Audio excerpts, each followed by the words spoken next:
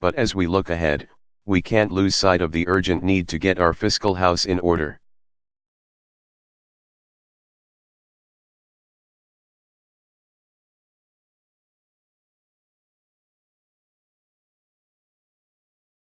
There are four key components to putting our budget on a sustainable path.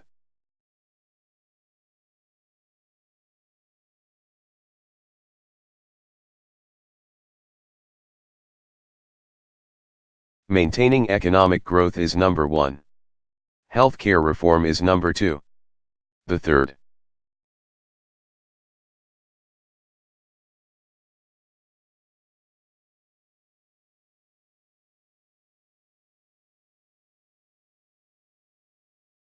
Component is the belt-tightening steps I've already outlined to reduce our deficit by $1 trillion.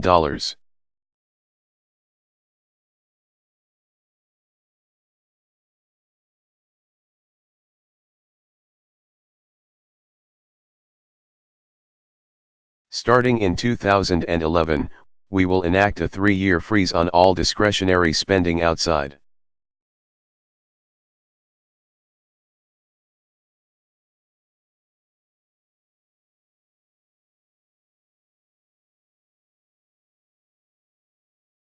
Of national security, something that was never enacted in the last administration.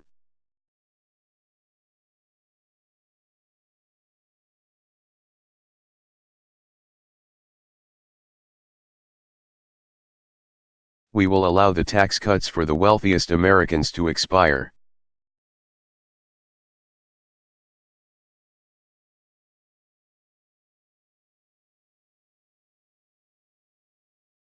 We've gone through the budget, line by line, and identified more than 120 programs for elimination.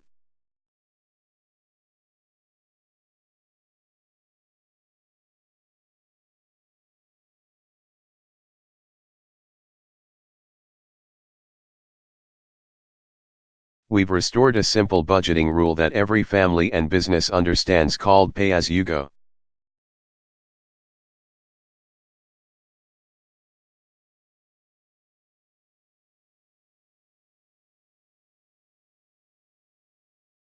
And we will charge the largest Wall Street firms a fee to repay the American people for rescuing.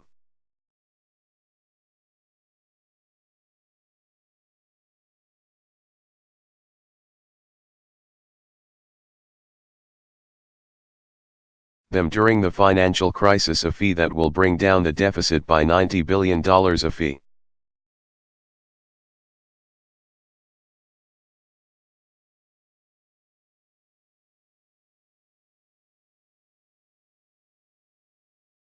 That will bring down the deficit by $90 billion over the next decade.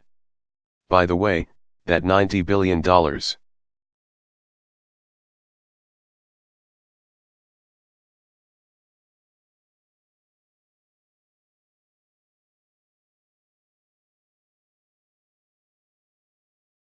represents about 1/8 of the amount these banks will pay out in bonuses over the same time period in time.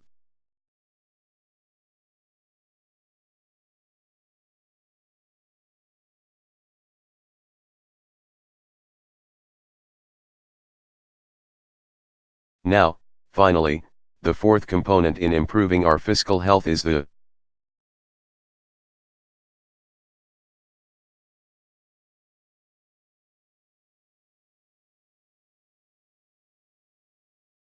bipartisan fiscal commission that I've established that will provide a specific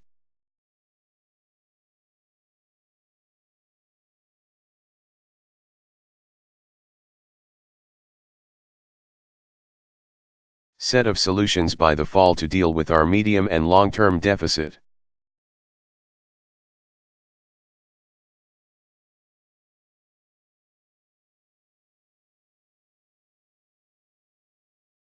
And I have to warn you, this will not be easy.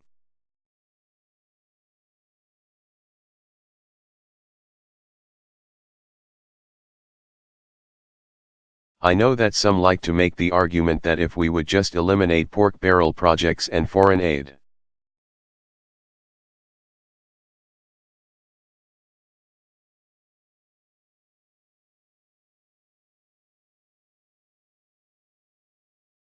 We could eliminate our deficit.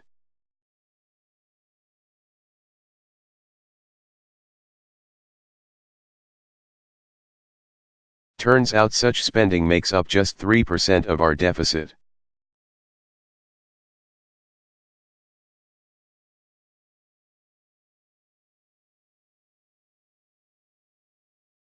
You combine all foreign aid and all earmarks, that's 3% of our budget.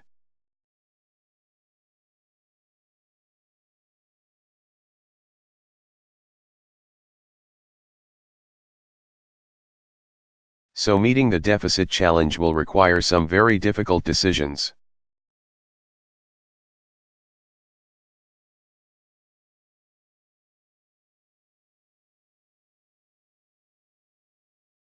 About the largely popular programs that make up the other 97%.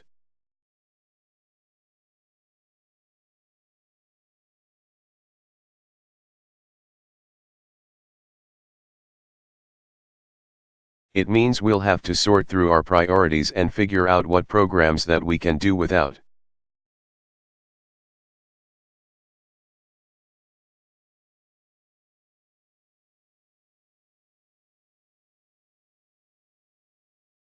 On this point, I strongly agree with my friends in the other party.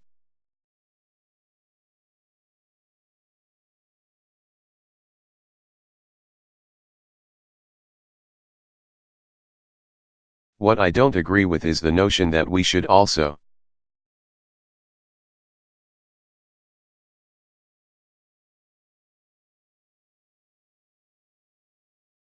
sacrifice critical investments in our people and our future.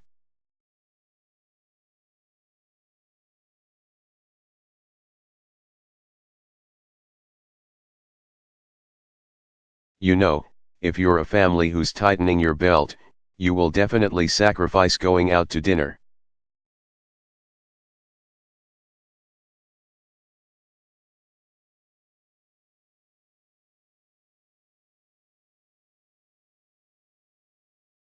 But you're not going to sacrifice saving for your child's college education.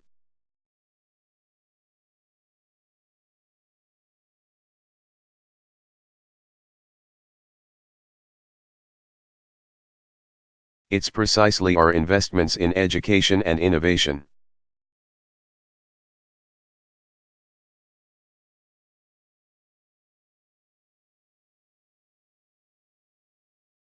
That will make America more competitive in the 21st century.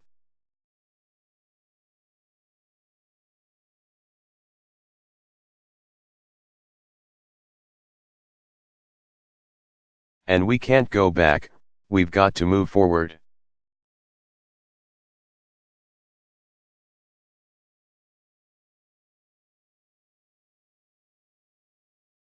That's why I've made education reform a top priority, because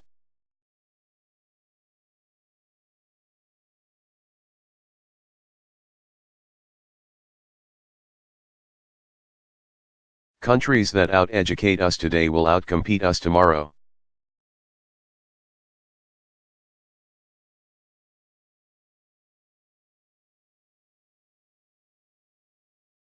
And so we want every citizen to have the skills and training they need in a global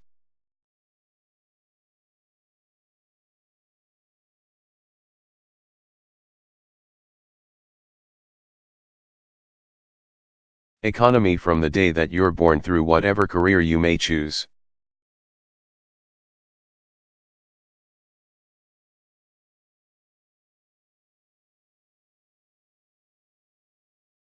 Last year, we launched a national competition to improve our schools based on a simple idea: instead of funding the status quo,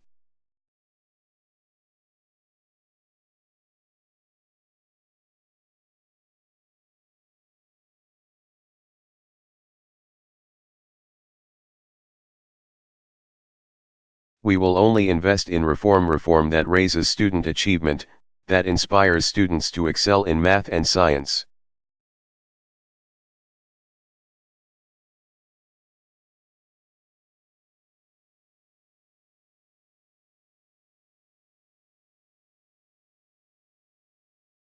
and turns around failing schools that steal the future of too many young Americans.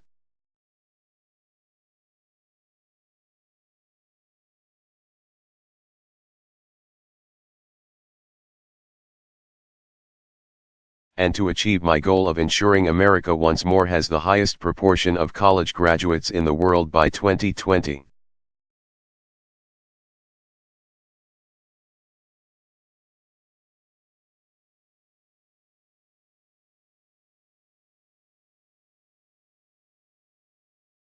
We passed a law that will make college more affordable by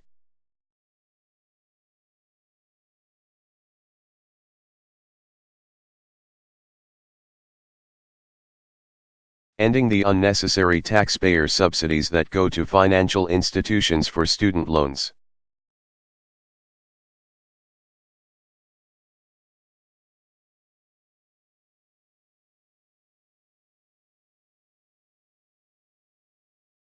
That means we're saving billions of dollars that will go directly to students.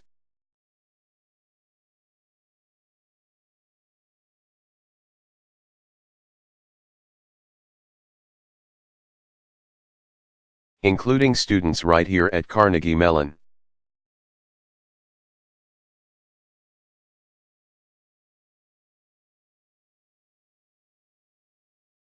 It's a bill that will also revitalize our community colleges.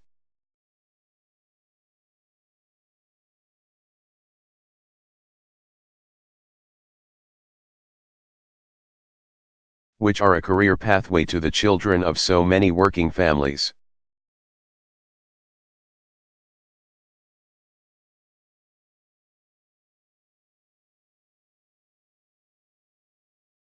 In addition to training our workers for the jobs of the future.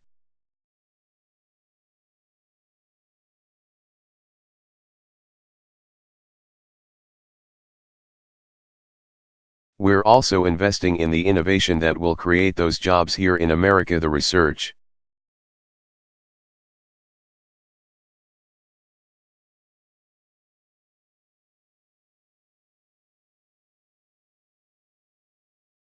The technology, the infrastructure that will secure our economic future.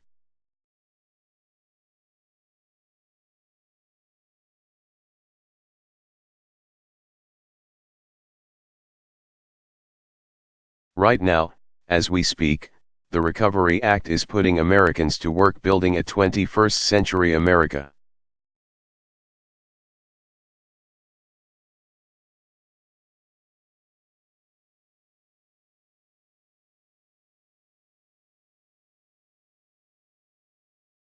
There's no reason China should have the fastest trains or that rural Pennsylvania should.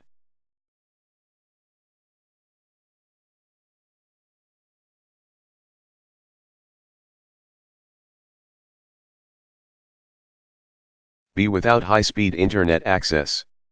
We've got to make those investments. From the first.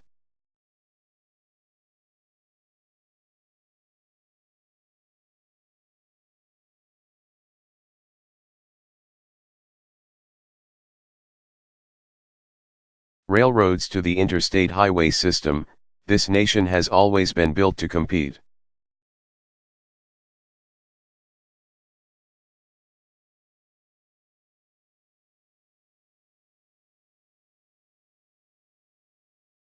So we're going to invest, and are investing right now, in new infrastructure expanding broadband.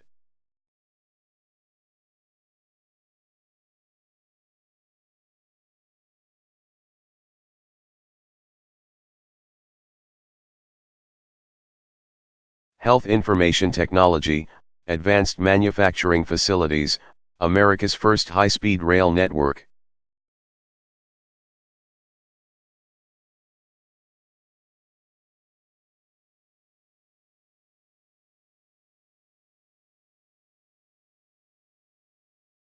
We're also investing in the ideas and technologies that will lead to new jobs and entire new industries.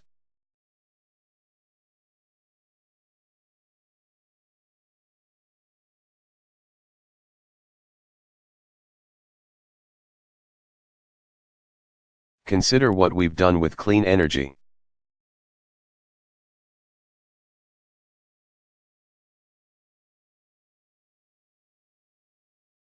The tax credits and loan guarantees in the Recovery Act alone will lead to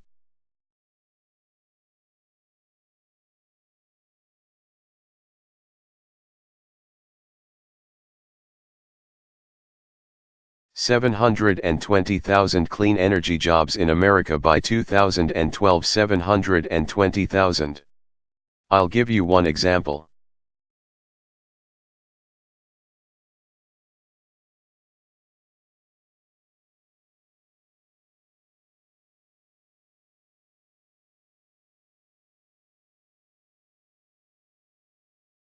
The United States used to make less than 2% of the world's advanced batteries for hybrid cars.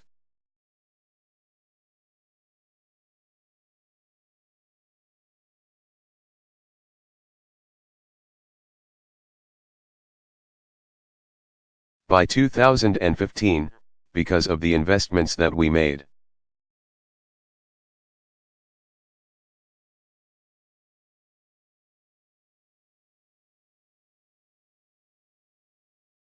We'll have enough capacity to make up to 40% of these batteries.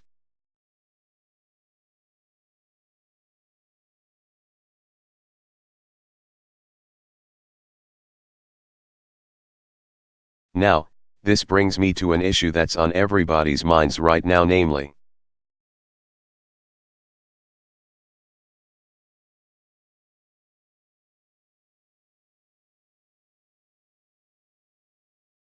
what kind of energy future can ensure our long-term prosperity?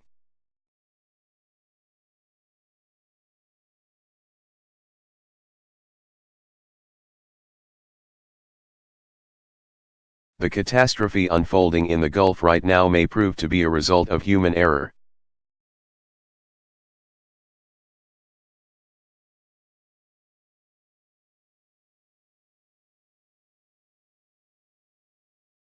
Or of corporations taking dangerous shortcuts to compromise safety, or a combination of both.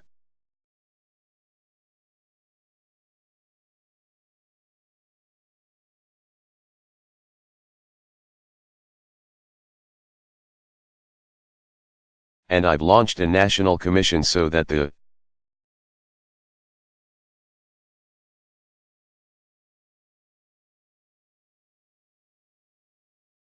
American people will have answers on exactly what happened.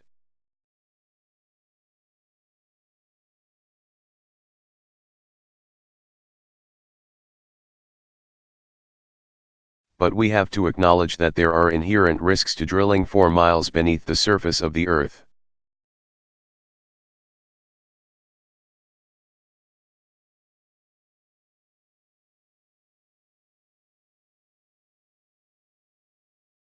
And these are risks that are bound to increase the harder oil extraction becomes.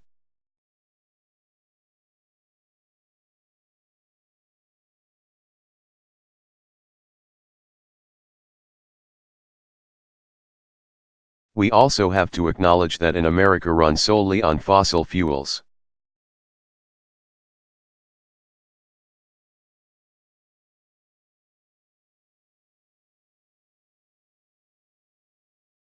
Should not be the vision we have for our children and our grandchildren.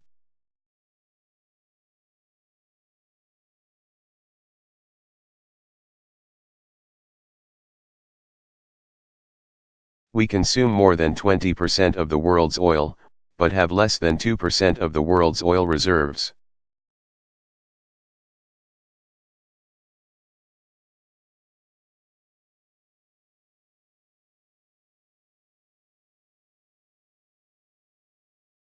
So without a major change in our energy policy,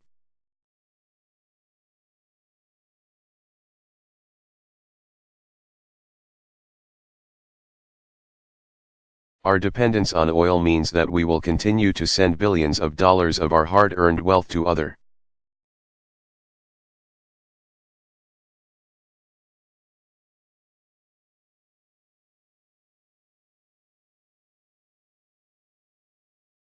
countries every month, including countries in dangerous and unstable regions.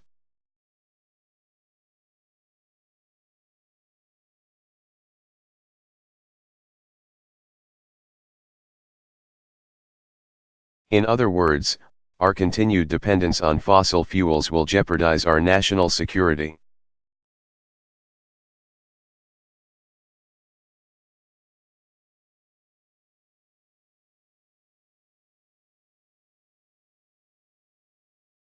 It will smother our planet. And it will continue to put our economy and our environment at risk.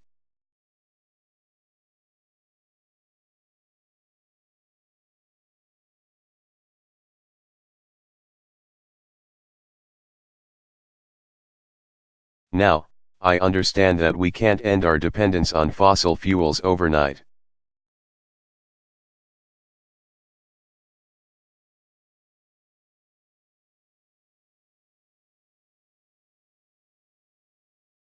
That's why I supported a careful plan of offshore oil production as one part of our overall energy strategy.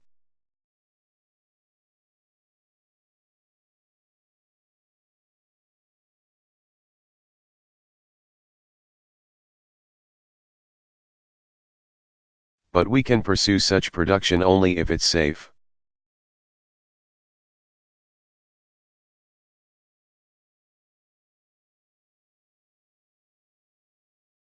And only if it's used as a short-term solution while we transition to a clean energy economy.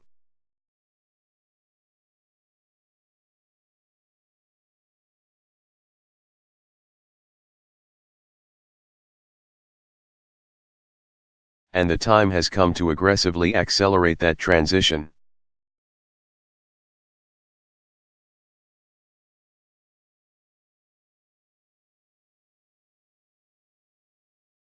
The time has come, once and for all, for this nation to fully embrace a clean energy future.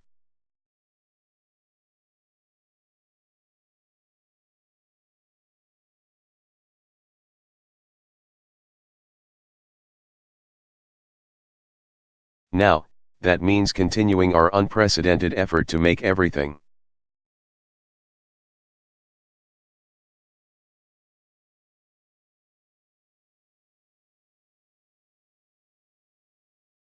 from our homes and businesses to our cars and trucks more energy efficient.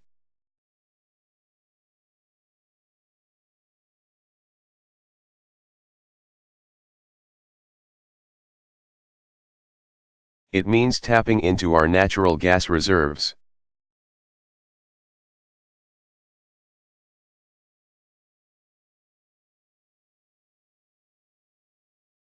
And moving ahead with our plan to expand our nation's fleet of nuclear power plants.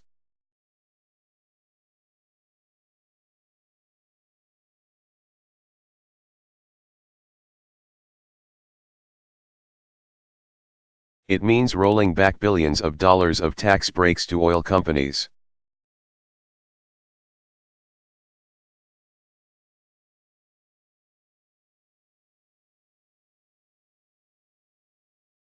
So we can prioritize investments in clean energy research and development.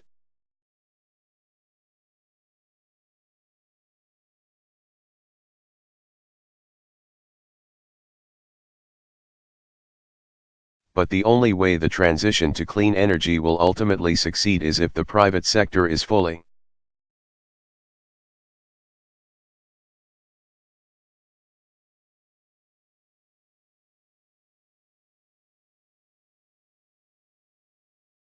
invested in this future. If capital comes off the sidelines and the ingenuity of our entrepreneurs is unleashed.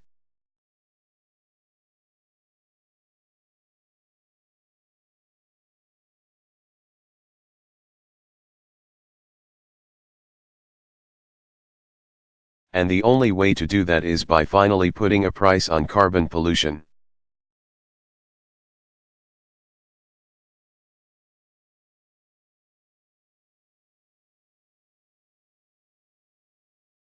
No, many businesses have already embraced this idea because it provides a level of certainty about the future.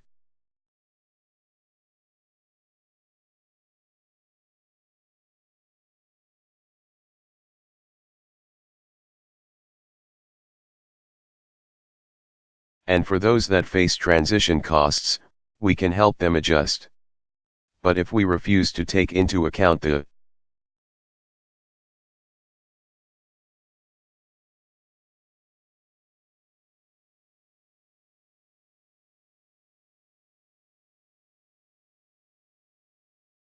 Full costs of our fossil fuel addiction if we don't factor in the environmental costs and the national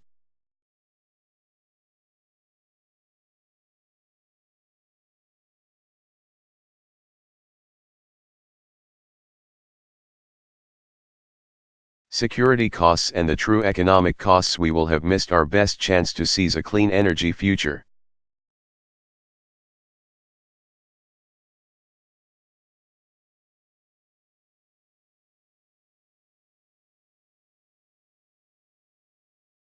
The House of Representatives has already passed a comprehensive energy and climate bill.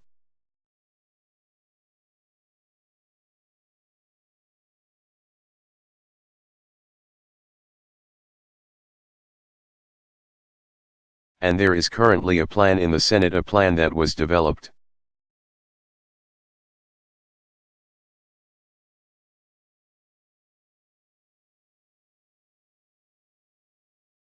With ideas from Democrats and Republicans that would achieve the same goal.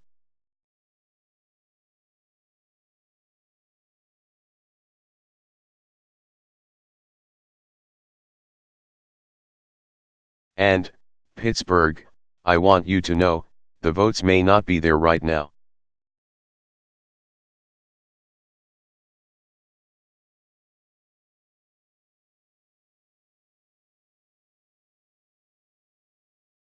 But I intend to find them in the coming months.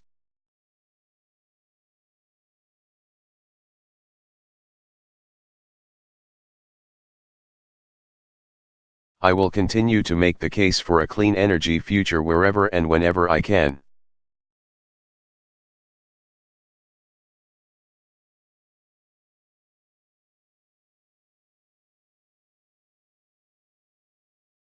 I will work with anyone to get this done, and we will get it done.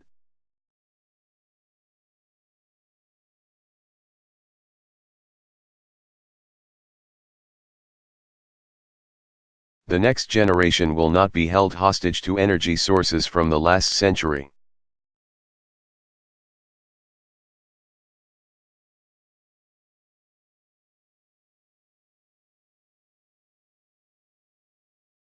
We are not going to move backwards. We are going to move forward.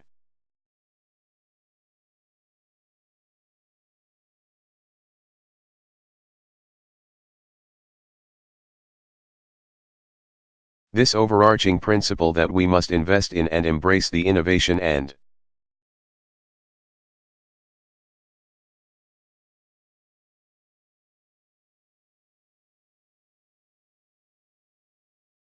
technology of the future and not the past that applies beyond our energy policy.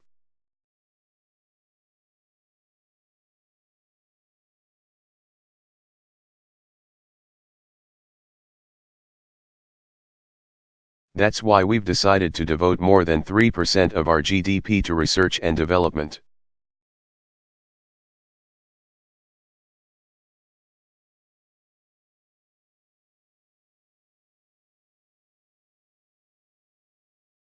To spur the discovery of services and products and businesses that we have yet to imagine.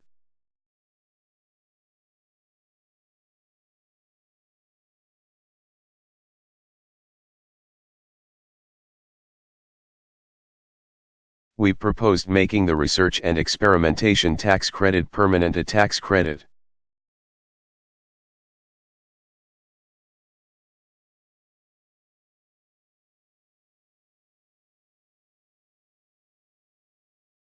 That helps businesses afford the high costs of developing new technologies and new products.